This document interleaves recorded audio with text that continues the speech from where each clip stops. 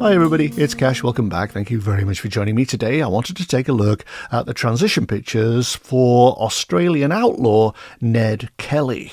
He died in 1880 at the incredibly young age of 25, but when you realise the kind of person he was, that is hardly surprising. He was a thief, he was a kidnapper, he was a murderer, multiple murderer in the end. But he came from a really bad family. His father was a convict, his mother was a criminal, his brother was a murderer, so he didn't really stand much of a chance.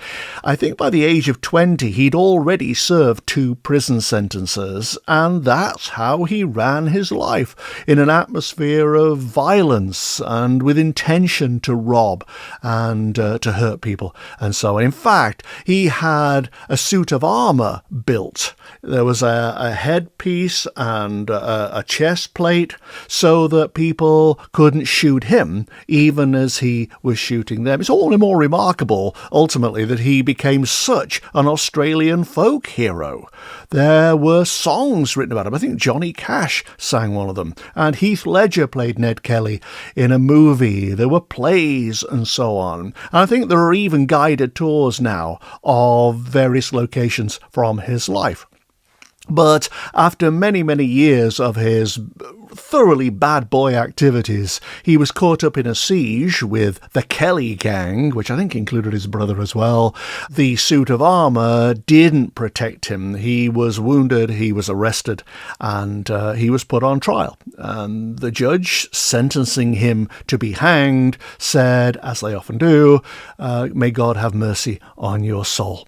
Ned Kelly was taken to a jail in Melbourne and had a rope thrown around his neck. And in the pictures, it looks like he was thrown off a balcony, frankly. But it's a very gruesome way to go. But I thought I would take a look at him and see what happened, given that I actually have never done anybody who's been hanged before, mercifully. It's very unpleasant. But I went into his energy. It was 1880. He was 25.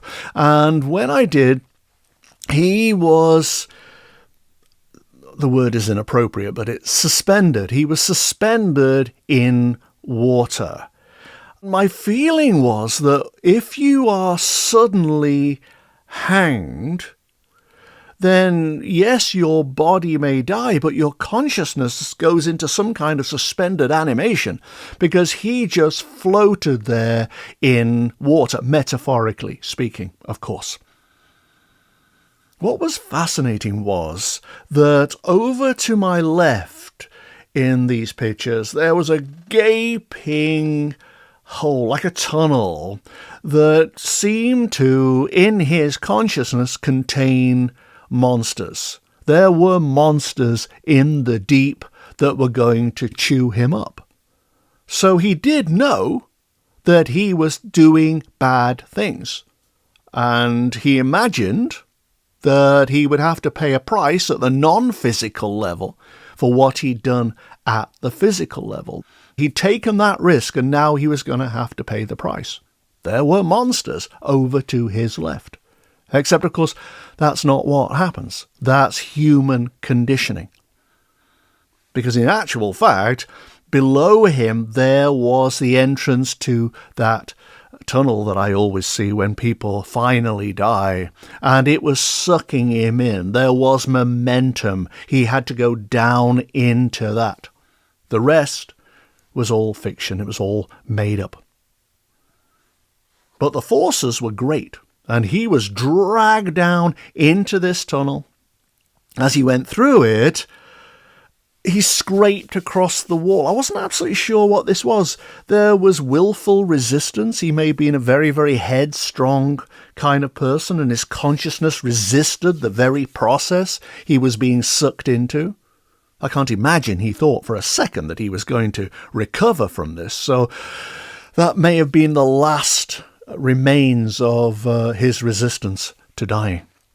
But he went down the tunnel, and then he reached that cave that I always see in these pictures, where everybody kind of arrives and assimilates at a consciousness level, only this was full of water as well.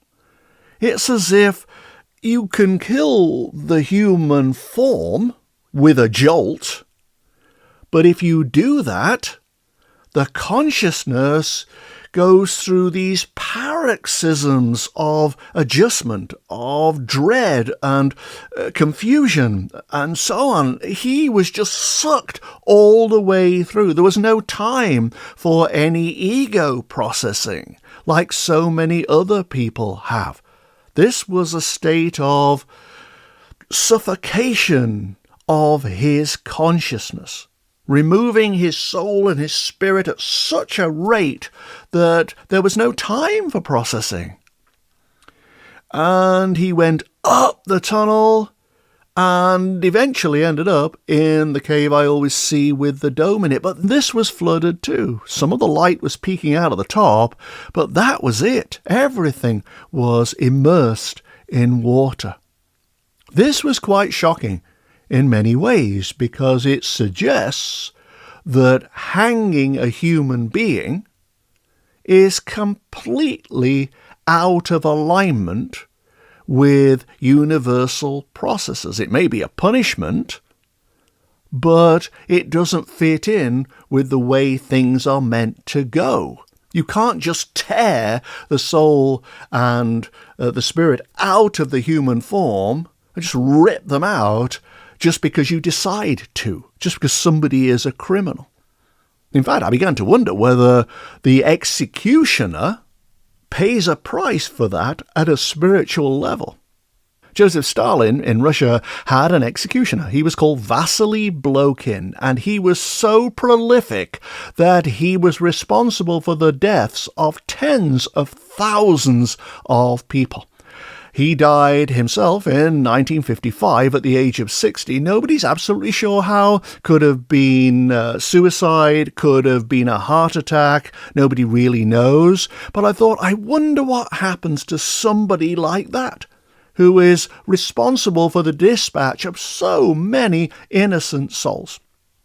When I went into his energy, there was the entry point up here, like a pipe coming into a cave or whatever, and he just flew out of it and down. It was very sudden, whatever it was. He went from light to dark in a matter of minutes, I would have guessed. And he fell down into another of these cave environments, symbolically.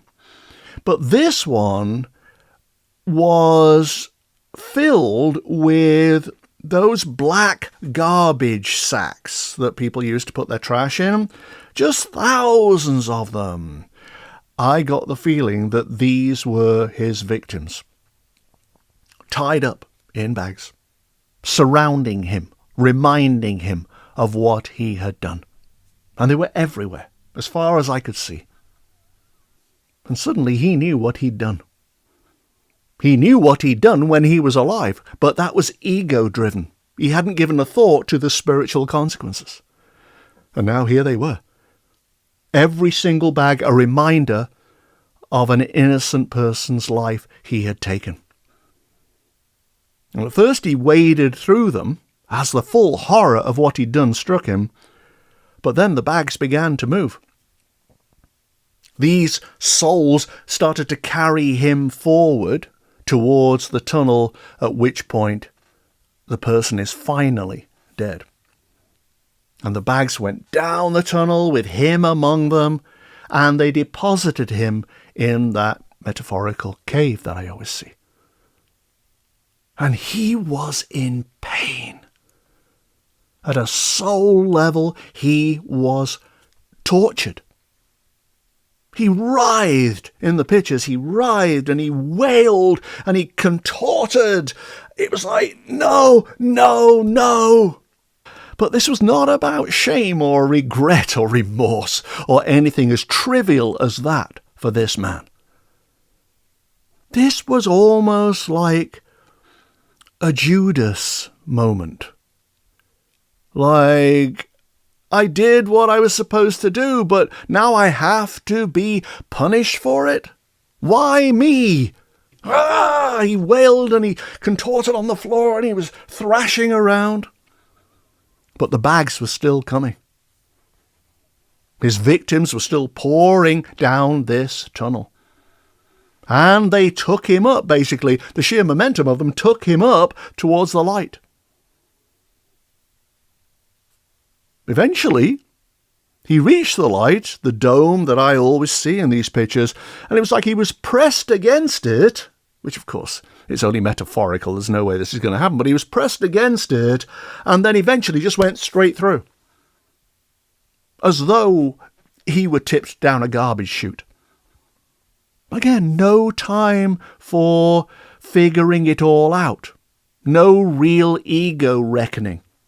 And you could draw a parallel, I suppose, with Adolf Hitler, but Hitler had a plan. Hitler had an intention and was following his soul's path. I did his transition pictures a while ago. You can always go back and look at that video, but it felt as though he was operating according to his soul's path. Whereas Blohkin felt as though he had simply succumbed to the cry and the needs of his ego and hadn't even thought it through to what might happen as a result of what he'd done at the spiritual level. And this whole thing just felt like a sewage pipe, like a garbage disposal.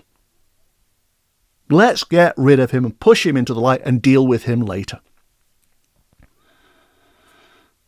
To a certain extent, the same was true for Ned Kelly in the pictures. The water did the work of the bin bags, in a way. And he arrived at the light where some of it was still showing.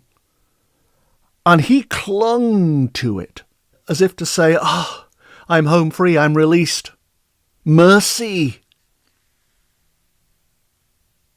And grace traditionally does hold some kind of mercy for all souls.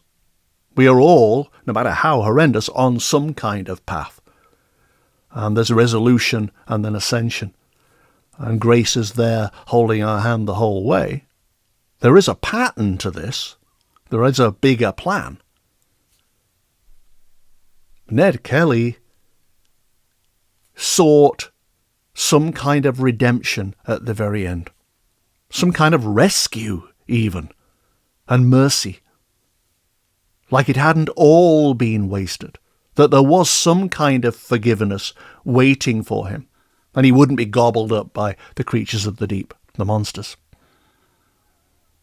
And while I watched, he just slid through the available portion of the Dome of Light and went.